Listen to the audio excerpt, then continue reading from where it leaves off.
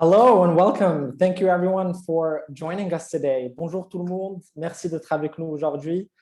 I'm Adil Scali, Senior Project Officer with Digital Opportunity Trust, and I will be your event facilitator today. We're excited to have you to join us today to launch a new DOTS project in partnership with the Government of Canada through Global Affairs Canada. On est très content d'être avec vous aujourd'hui pour lancer le nouveau programme de DOT en partenariat avec Affaires mondiales Canada. Today, we're going to hear from DOT's founder and CEO, Janet Longmore, as well as Director General of Inclusive Growth, Governance, and Innovation Partnerships at Global Affairs Canada, Carla Hogan-Rufelds. We're also looking forward to a youth panel discussion moderated by DOT's Regional Advisor for Africa and DOT Rwanda Country Lead, Violette Uwamutara.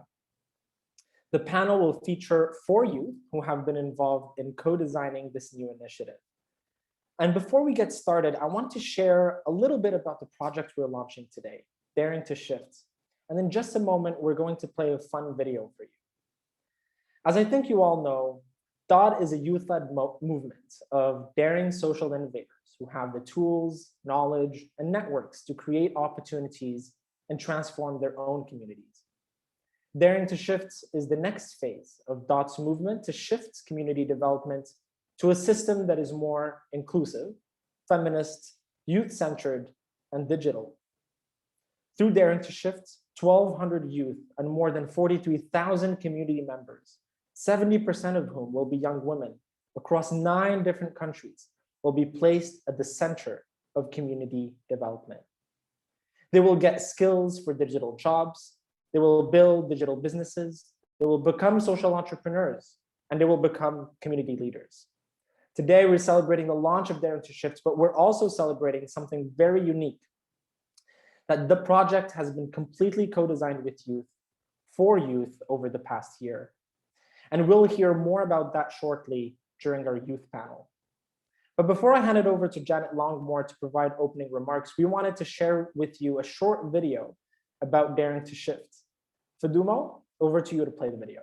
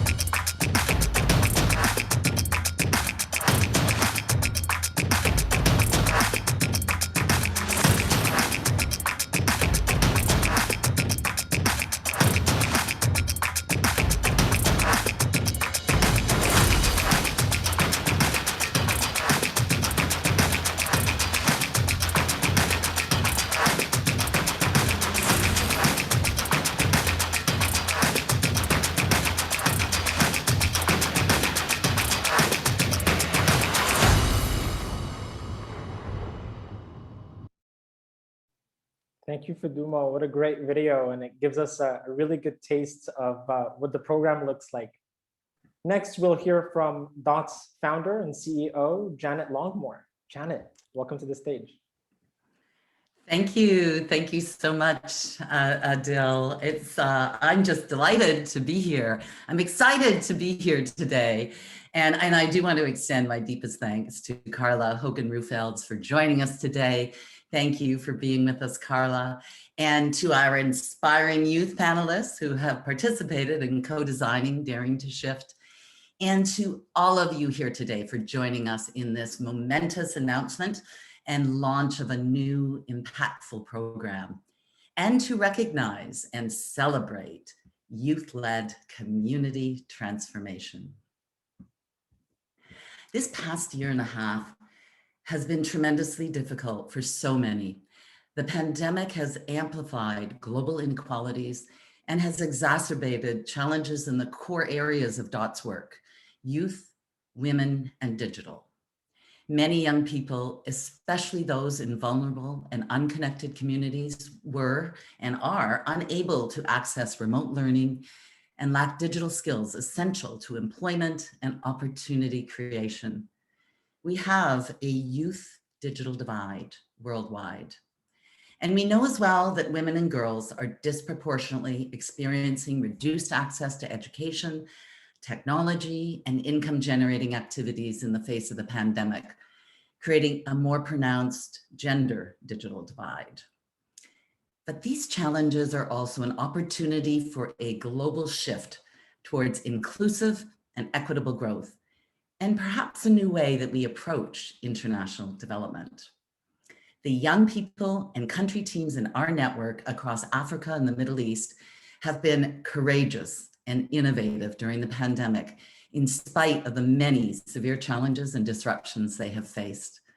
The DOT network quickly pivoted to digital delivery, keeping always at the forefront of our minds how to ensure that we could and would reach the most vulnerable. Young people are doing their part as street teams of young women and men in our network were mobilized, leading enterprises dedicated to overcoming the challenges their communities are facing during this disruptive time.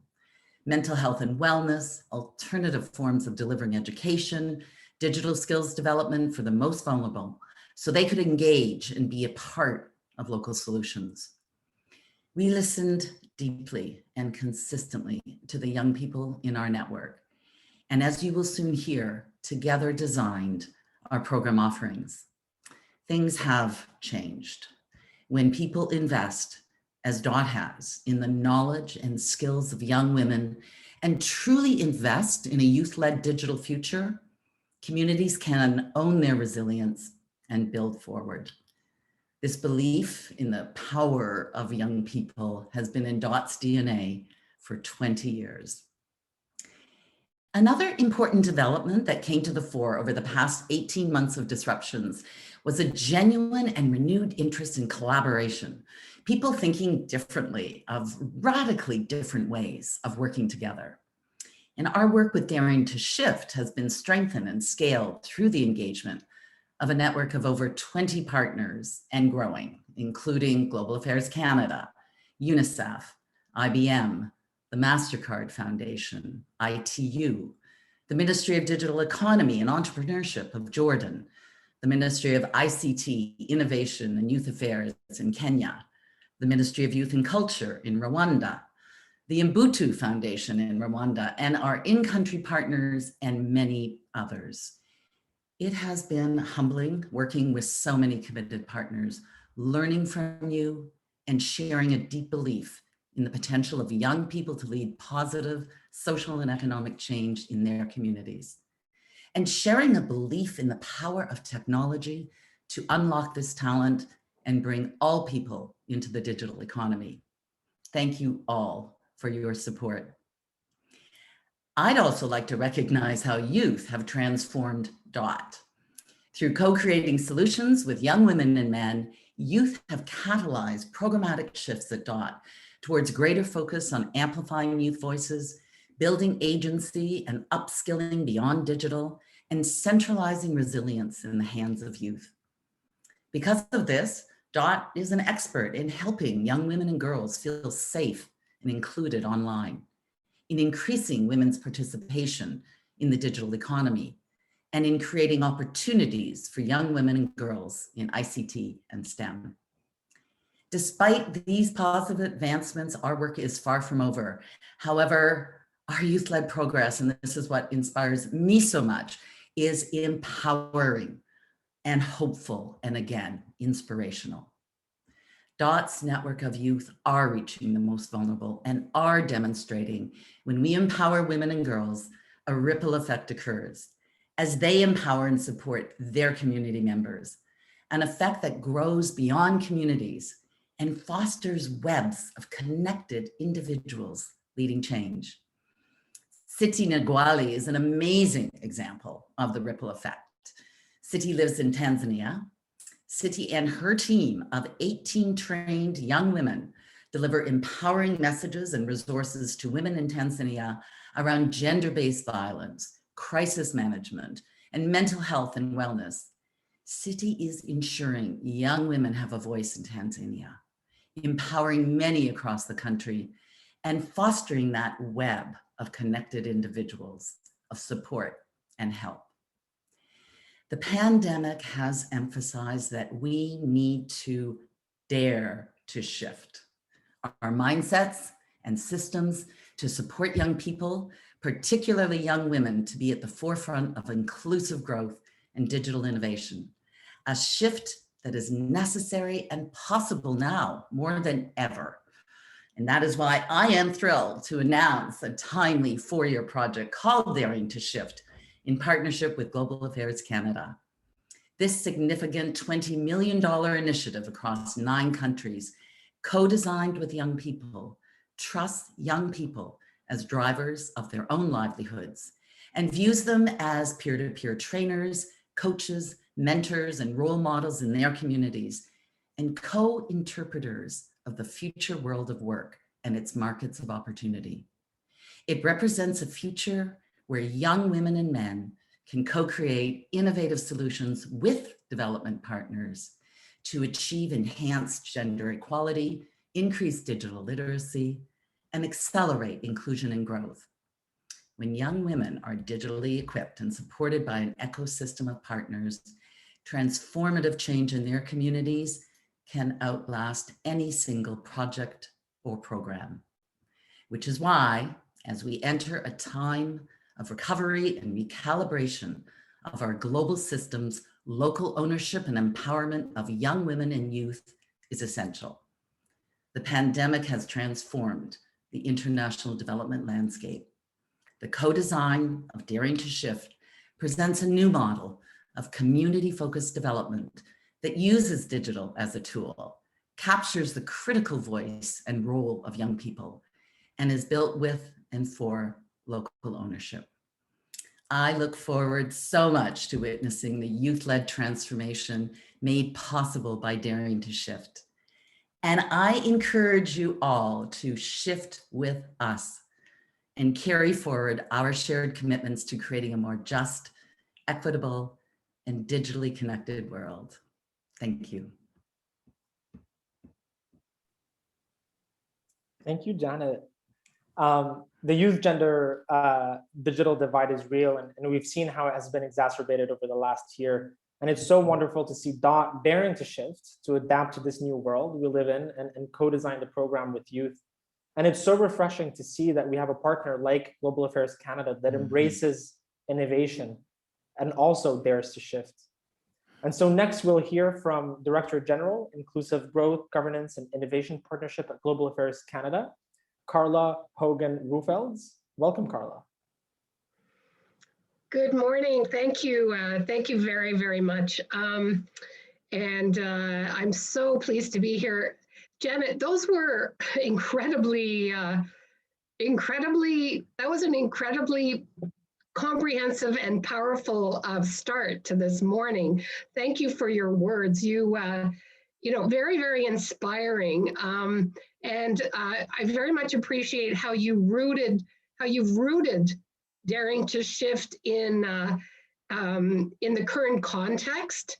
And really, I couldn't think of a of a better time for Daring to Shift to be launching, right? Like it, I mean, as challenging as things have been, to have Daring to Shift actually standing up in this context has been really quite an opportunity. And also your focus on kind of the foundational piece of youth, and the focus on young women and girls. So I want to re-listen to what you just said. So before I start my short remarks, I wanted to just acknowledge that I'm speaking to you from the traditional and unceded territory of the Algonquin Anishinaabe people. In this digital environment that we're in this virtual environment, I recognize that we work in different places. We're coming here this morning from all over the world, and that you may therefore be joining this event from a different traditional Indigenous territory. So I encourage you to take a moment to reflect on that and to acknowledge that. So it is with great pleasure that I join you today for the global launch of Daring to Shift. I understand that this event is the culmination of a series of events that DOT local offices have been holding over the last few months, and I'm really excited to be a part of it. Let me start by thanking Janet and your team for organizing this event, as well as our facilitator, Adil, and our moderator, Violette, and the fantastic panelists that I understand that will be joining us for the next hour. I can't wait to hear the stories and the discussion from the panelists. The very name Digital Opportunity Trust signals the philosophy of the organization. And who better than young people to create space to provide opportunity for all to access and benefit from digital progress? And what better time to do so?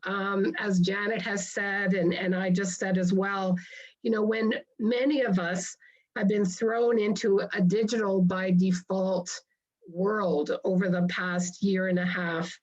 And I think Janet really summarized that beautifully, both the challenges and the opportunities. 1.2 billion people, or 15% of the world's population, are between the ages of 15 and 24. Africa has the youngest population, with 70% of people under the age of 30. Young people provide the world with incredible opportunity that can be grasped if these young people have the right tools and are empowered to realize their potential. Young people need to be included in decision-making. They need opportunities to work and to innovate.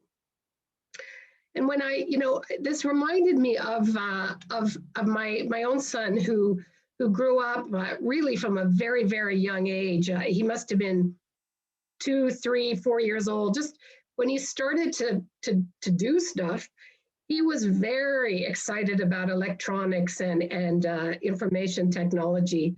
And you know, and it was about the tools to him. There were two incidences that I recall very, very clearly. He was really very young, and we were asking him around Christmas time, you know, the classic question, what would you like Santa to bring you for Christmas? And his answer was a pencil. So that was easy. We got him one of those great big pencils for Christmas, and he was very, very happy.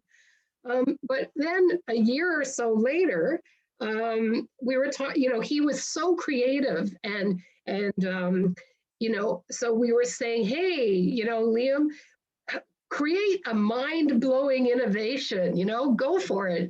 And he really was about 4 years old, and he looked at it and he looked at us and he said, well, give me the materials and I'll do it. So it really It is about the tools. It is about the means, right? And then the opportunity is there.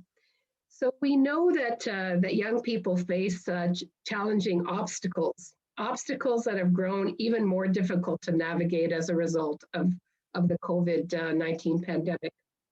The International Labor Organization estimates that the global youth unemployment rate is more than 14%, a number that will likely be much higher once COVID impacts are factored in, including more than 64 million unemployed youth and 145 million young workers living in poverty. The global commitment to promote sustained, inclusive, and sustainable economic growth, full and productive employment, and decent work for all, which is the Sustainable Development Goal number 8, will not be met unless action is taken to address the fact that young workers are far more likely to be unemployed, underemployed, facing precarious work conditions, and among the working poor. The 4-year digital Daring to Shift project, working in 9 countries in sub-Saharan Africa and the Middle East, is needed now more than ever to redress these issues. Young people need opportunities, including opportunities to be agents of change. The Government of Canada is pleased to be supporting the Daring to Shift project, aimed at enhancing the resilience and economic inclusion of an unemployed and underemployed youth so they can thrive. Daring to Shift recognizes the need to provide youth with training, job opportunities, and prospects for a decent life, using technology as an enabler. Daring to Shift will build networks of role models and mentors, and will support young women and men to learn, to share, and to grow the digital ecosystem. Young women will be supported to contribute to decision-making and assume leadership roles. For we know that when women and girls are economically empowered, there are significant multiplier effects at household, community, national, and global levels. Before I close, let me recognize the engagement and commitment of all the young people present today. Let me recognize and thank you for your efforts to co-design this project.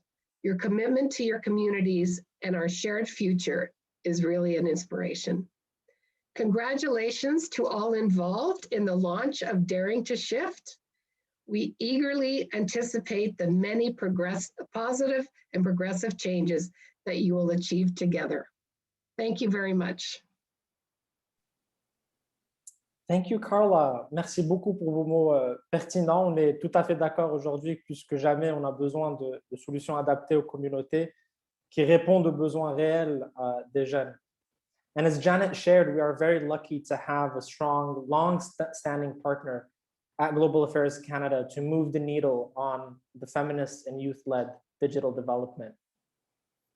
And without further ado, we're next going to hear from an exciting group of youth who have been involved in co-designing the Daring to Shift project. Violette Uwamutara, DOT's Regional Advisor for Africa and DOT Rwanda Country Director, is going to facilitate conversation with 4 young people. So we have Olivier Nkunzu Rwanda, Jennifer de Graafs Nielsen, Beatrice Ayin Kamie, and Malek Bazi. And before we turn it over to Violette, I'd like to briefly introduce you to our panelists who are very accomplished and impactful youth leaders. So first up, we have Olivier, a refugee from the Democratic Republic of Congo. Olivier is joining us from the Ramwanja refugee settlements in Uganda, where he has founded the Refugee Innovation Center, a center that creates meaningful learning and community engagement opportunities for fellow youth. The Refugee Innovation Center offers entrepreneurship and digital skills training. Olivier has been engaged with DOT as a youth leader, an expansion partner, and as a member of DOT's COVID-19 Rapid Response Street Team, and now, of course, as a co-designer of Daring to Shift. Next, we have Jennifer. Jennifer is joining us from Ghana, where she is the founder of Beyond the Braille, an initiative that supports the blind and visually impaired. Through her initiative, Jennifer trains visually impaired university and high school students on basic, intermediate, and advanced computer and digital skills to help support their academic journeys. Jennifer hopes to train as many blind and visually impaired students as possible to make sure that no one is left behind in the digital economy. We also have Beatrice joining us today from Rwanda, where she was a researcher investigating the impacts of COVID-19 on youth entrepreneurs. She's a MasterCard Foundation alumni and a youth trainee in the United Nations Sustainable Development Goals advocacy and implementation. And last, but certainly not least, we have Malek. Malek is joining us from Lebanon, where she is the founder of Red Bee, an anti-bullying startup. Malak and her team developed a prototype wristbands to detect and prevent bullying in schools across the country. Once a student feels bullied, they press a button on the wristband, which then notifies the school authorities and social workers. It is a very creative and tech-forward solution to a widespread issue faced by youth all around. So thank you to all four of our panelists for joining us today. I'm going to turn it over to Violette to share more about the co-design process and to kick off this conversation. Violette, over to you. Good morning, good afternoon. Thank you very much, Adele. Thank you to our keynote speakers, Ms. Carla Hogan-Field and Ms. Janet Longmore, for your inspiring remarks as we launch this very exciting new initiative. I am so pleased to be facilitating this conversation with our amazing young panelists. Over the past year, we've worked with youth from 9 countries: Rwanda, Kenya, Tanzania, Lebanon, Jordan, Uganda, Ghana, Malawi, and Zambia to co-design the Daring to Shift project. And what is very innovative is that we did all this virtually in the midst of the global pandemic. We worked with youth in virtual focus group discussions, through surveys, and research efforts by phone and online. Our goal was to deeply understand the challenges youth face and to design solutions alongside them. Our co-design activities were focused on 3 key areas: ICT learning for women. Here we designed business and ICT programs tailored to the unique needs and barriers faced by young women. We looked at the enabling environment. There were social, gender, and cultural norms, family structures, and community stakeholders influence the participation of young women entrepreneurs. We also looked at connecting communities to livelihood opportunities. Here we investigated what practical digital skills are most likely to support the youth to find jobs in the digital economy. And throughout this process, we learned a lot alongside your youth co-designing and developed a project that is very inclusive, accessible, and truly designed by youth for youth. The outcomes of our co-design session taught us more about how to really design for the barriers faced by young women: inclusive training and learning environments, digital and business skills gaps, the future of work, and how to truly engage communities and families in our learning journey. So let's welcome our panelists, Olivier, Beatrice, Jennifer, and Malak. To start us off, I hope you can each tell us briefly what was the most meaningful part of being involved in DOT's co-design of the Daring to Shift process. And maybe we can start with Olivier.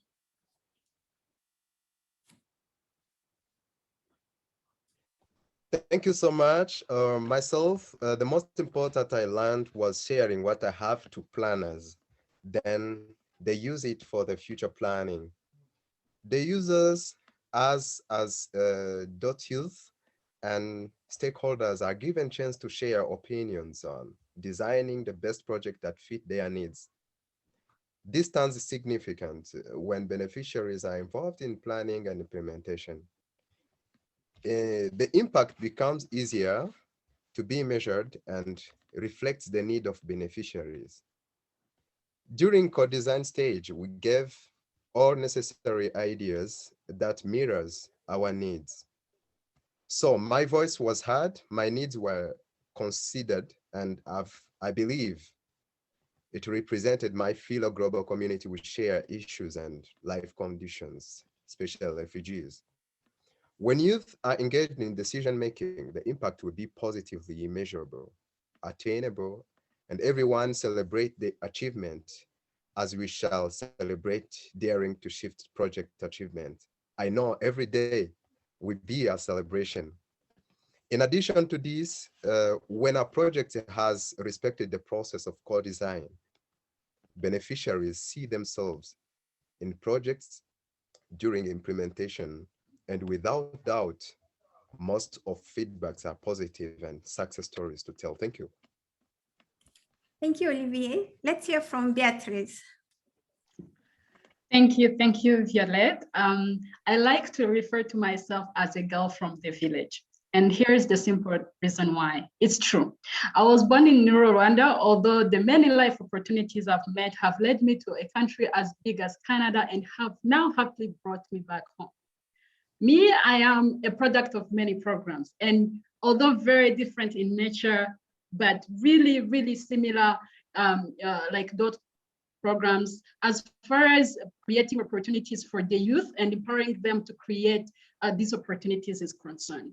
So for me, what has been the most meaningful part of being part of this co-design process is the opportunity to speak on the experiences of the youth, like myself and others, to highlight the opportunities and the challenges that are present in our communities today, and also to identify avenues to create and empower the youth to create opportunities that bring positive impact into their lives and those of their communities.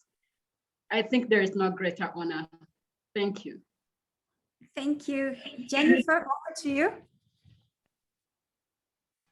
Okay, so having benefited from DOT, being part of the co-design process gives me the confidence that I have the capacity to contribute to decisions and programs that concern me and other young people like myself, and that I'm not just at the receiving end of other people's decisions, but also given the opportunity to give out to others. I'm also given the opportunity to be involved in the needed processes that bring about solutions to identified problems. And to me, this really means a lot, yes. Yeah, thank you. Malak? Thank you, Violet. Hello. I think the reason why we gathered here today is because you guys believe in the power of young people, the youth. And we know that every young person has a potential to fulfill. And that's what I felt being part of that co-design program. We had a great team of support stands behind us. We were recognized for our qualities in order to create strong community together. I gained so much experiences that helped me to go furthermore with my initiative and to complete my project with a new concept and better spirit. All of this makes me feel more responsible toward my community. And besides the empowerment part, we had the connection. We were exposed with different youth from different countries where we were able to share our points of view together.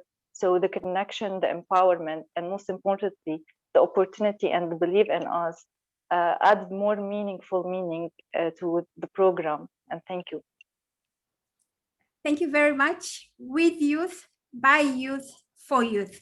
We're celebrating amplifying youth voices, meaningful and inclusive engagement for them to influence, to lead, and to co-create solutions. My next question is for Olivier. You are involved in the coaching process of designing Daring to Shift. both as a coachee and then as a co-designer based on your experience. Hence, you've experienced coaching from both sides. And based on this, in what ways do you see one-on-one coaching supporting youth to build stronger livelihoods and skills, and especially for youth in the vulnerable situations like those in the refugee settlements? Over to you, Olivier.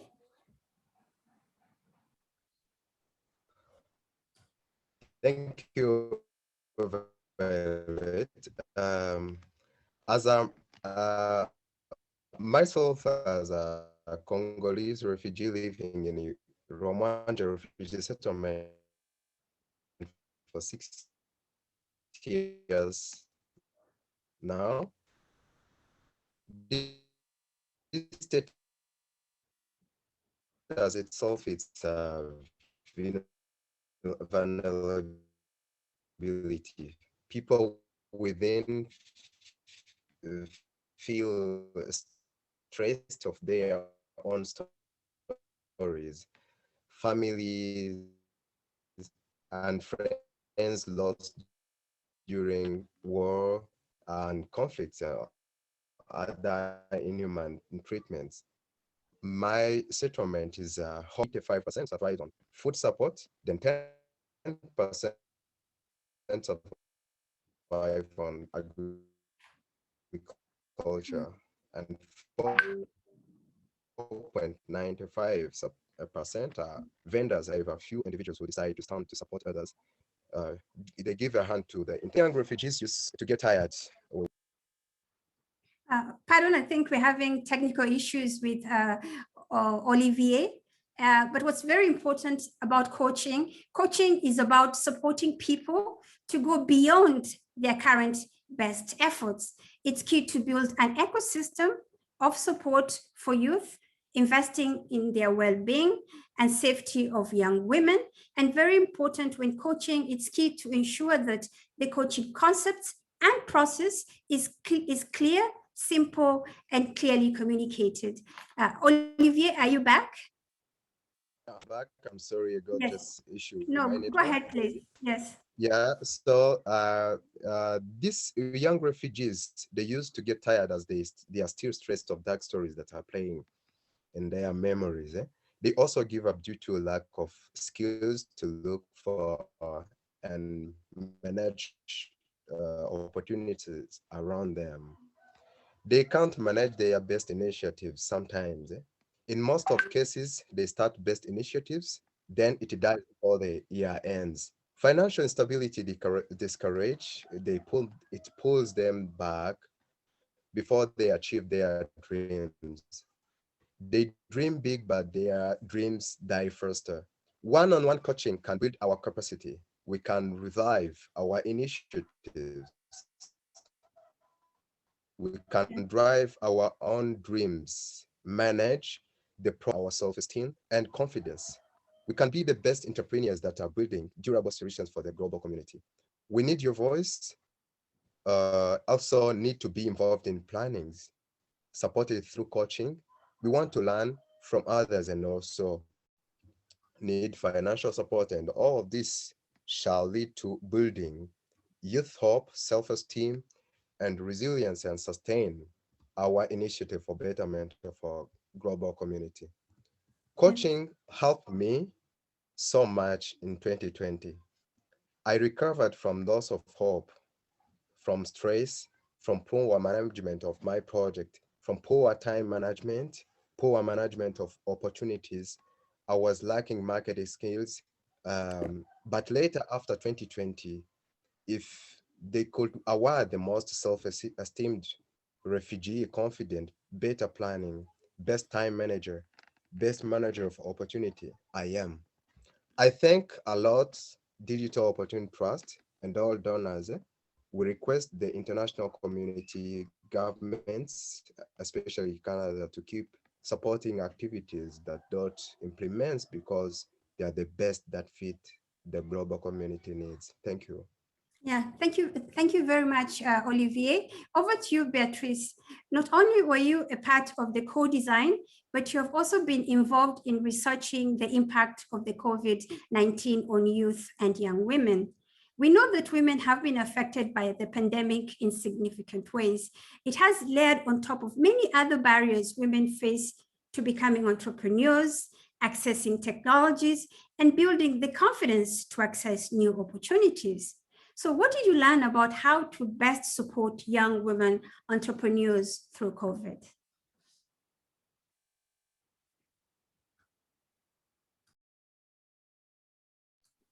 Sorry, I was on mute. Thank you, Violette. That is a great question. Indeed, I've been part of the research, researching the impacts on COVID on young people, and also especially on young women and how they're faring today. And I've drawn many lessons and how best we can support young women entrepreneurs. And I've just enveloped them in four for a quick. But the first thing I want every one of us to think about right now is to think about those challenges that we know women in our communities face today, and now to reflect on what really they need for support. And so I will start with the most obvious one, is society norms. And so what I have drawn from that is that women need to have their strengths capitalized on. And what I mean by this is that we all know that women already are not encouraged to be bold, to be brave in their endeavors, let alone when they want to lead or create businesses. And so when a woman stands out and creates a business, they have already faced so much backlash from the society. So when they come to the front, we have to make sure their voices are amplified and also reaffirmed in what they're doing, such that they're able to continue to create better opportunities for themselves and for their communities, and also to build back better, especially in a crisis like a pandemic. The second way is to be intentional or target outreach. We have all experienced this in the spaces where we work. We've seen most business support programs have more men than women. And this is true because most men are more brave or more encouraged to apply to these programs. And so we need to be deliberate and very intentional in the way we market these support programs. This could be by just, for example, improving our marketing materials and show images of young women doing these things, daring to lead businesses. And that alone will encourage a large number to apply. Research has also shown that young women who apply to these programs and make it into the programs engage better with the programs and even draw more lessons that they use to grow their businesses and create opportunities for themselves and their communities. And so we already now know that the ripple effect is so much bigger when women are involved. And so we need to create these supports that are tailored to their needs in terms of financial instruments, for example. Lots of financial assistance require collateral or guaranteed trust, but women in most communities do not have access to things like collateral securities and guaranteed trust. And so we need to be deliberate that if we want to include women, we need to remove these kind of barriers and also create some financial training that is designed for women. And on the third part, what I have learned is that we need to be mindful with the support we give and design ICT learning for women. Right now, as we all know, women face many challenges as far as balancing work and life is concerned. And so these programs need to be designed and factor in these challenges. And so even before we design the programs, we want to make sure that women have the tools and the skills to be able to even access the programs. We could start from giving digital tools like a smartphone, and also designing the support that helps them to achieve, to be able to even participate. So that could be designing programs that take place in hours that can go with their timelines of the day. And also have, for example, recorded sessions so that they can be accessed on later. Thank you very much. Apology, Beatrice, to cut you off. We're running a bit of time, and I think it's very important that we also hear from the other fellow two panelists. Jennifer, you are an advocate for inclusive learning environments, an important area of expertise that you brought to the co-design process.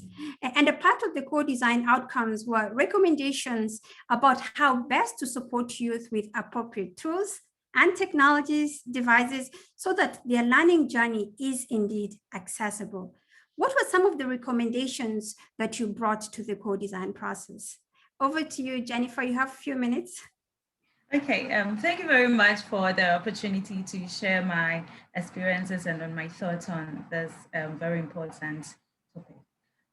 Being an advocate for inclusive learning, working to support the empowerment of persons with disabilities and girls, and knowing that this program has a high focus on women, about 70% focus on women, I'll start with to say something about women, girls with disabilities, balancing the disability aspect and then the girls that are being focused on. And when when you are a woman, you're already at a disadvantage point. And then to be a woman with a disability, it is known that you are double disabled. And poverty is very prevalent when we talk about disability. And so we say that poverty is a cause of disability and a consequence of disability as well. And so if we want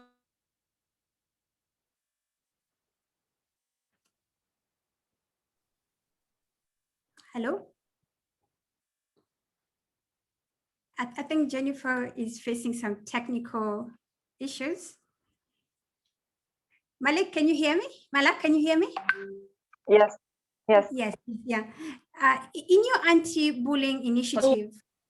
Yes, and then I also talk about providing accessible learning materials for persons with disabilities to help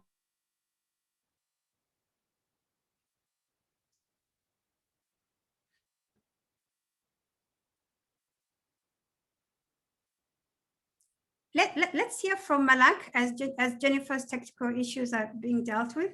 So Malak, in your anti-bullying initiative, you've put a lot of thoughts into what a positive learning environment looks like. And we were so happy that you brought that experience to the co-design process. What do you think are the most important considerations to make sure that an ICT training environment is a positive, inclusive space for young women? Thank you, Violet. So girls in ICT help remind us that ICT helps to improve lives of people everywhere through better healthcare, better environmental management, better communication, and better educational systems that helps the way children and adults learn. And creating positive and inclusive environment for women is quite important because it requires a couple steps, starting with paying attention to the internet access, because internet access vary between Middle East and East Africa. So we can start by having mobile phone as for the training in order to be as inclusive as possible. Secondly, we can assess. We know that women possess different level of knowledge and skills when it comes to ICT, so we need to assess this skills earlier as possible. Also, the training material, we can have some printed booklet. In this way, there will be no required for internet connection. Also, we can see that many women rely on their mobile phone or social circles to learn about their devices. So they will be limited to this device. In this way, we can include training some basic setups and configuration about how to use these devices. As for the training environment, we can take into consideration that at the time of the training, because it should accommodate the woman's business commitment and family commitment. Also, the trainers of the training, they should be effective, because the knowledge and delivery of the training are two important factors that influence the woman decision. A trainer should be effective, timekeeper, stating earlier the goal of the training, also having sometimes trainers from different backgrounds and the fitness and uniqueness to the training. Interested in women and trainers training who is short in time, so they like more long-term duration of the training because it helped them to practice what they've learned during this training. Also having sometimes incentive programs, for example, refreshment snacks, could play like motivation for women, because we know that women have to leave their work or close their businesses to attend. So having this kind of incentive could help. And finally, we see that women are divided into their preferences and having mixed or only female trainers. So we need to assess their preferences earlier in order to know what they prefer. And I think addressing these points or focusing on how to create a positive environment is quite important, because through ICT, women are getting knowledge, empowerment, confidence, popularity, and most importantly, empowerment. And I think harnessing this technology in order to focus on gender equality is not only vital for women and girls in ICT, but critical in order to throughout the 2030 Agenda for Sustainable Development. Thank you. Thank you very much, Malak. Unfortunately, Jennifer dropped. For Jennifer, it's very important leaving no one behind. And leaving no one behind means disability inclusion. It means provision of accessible environment, affordable assistive devices, and technology. Thank you very much to all our panelists. This has been such an insightful conversation. I'm glad that we're able to draw on the expertise from the refugee experience, disability advocacy, the effect of the pandemic, and the inclusive spaces to design a truly inclusive and accessible project for the youth. Because of your insights and work with us, we know that youth are going to grow their digital skills to get jobs and create businesses, become social entrepreneurs, and access leadership opportunities in their communities. Create your opportunity. That's our DOT motto. We are inspired at how the four of you have created your opportunities and how you are now supporting your fellow peers to create opportunities for themselves as well. Thank you again for your kind attention, and I will turn back to Adil now. Thank you. Thank you, Violette, and thank you to all of our panelists, and a big thank you to everyone for joining us today. Merci de nous avoir rejoints aujourd'hui. On est très heureux de vous avoir autant de monde pour le lancement de ce projet. Et je voudrais surtout remercier notre partenaire, Affaires mondiales Canada. On est fiers de travailler avec vous et de représenter notre pays à l'international. We're so happy to see so many people have been able to join us to launch this exciting initiative with DOT and the Government of Canada. You can keep up with DOT on Twitter at DigitalOpTrust and on our website, dotrust.org. If you're a youth joining us today and you're interested in DOT programs and opportunities like Daring to Shift, make sure to join our Facebook group. Just search #DOTYouth on Facebook. And with that, we will close today's event. Thank you again, and I hope you all have a wonderful day. Merci et bonne journée à tous. Thank you, Adil. Thank you, everyone. Thank you as well.